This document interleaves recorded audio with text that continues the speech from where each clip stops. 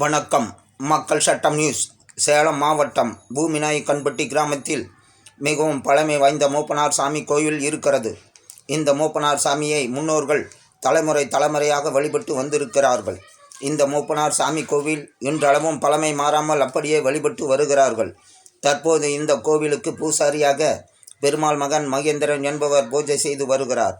இந்த கோவிலின் சிறப்பு என்னவென்றால், இந்த கோவிலில் மாப்பிள்ளை குண்டு, பெண் குண்டு என 2 குண்டுகள் உள்ளது. இது கருங்கல்லால் உருவான உருண்டை வடிவில் 2 குண்டுகள் இருக்கிறது.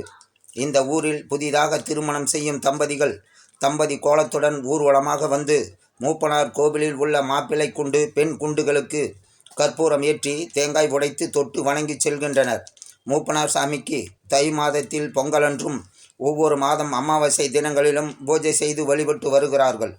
இந்த கோவிலில் மூப்பனார் சாமிக்கு முன்பாக உள்ள 2 குண்டுகளுக்கும் பூஜை செய்து வழிபடுவதே இந்த கோயிலின் சிறப்பாக இருக்கிறது.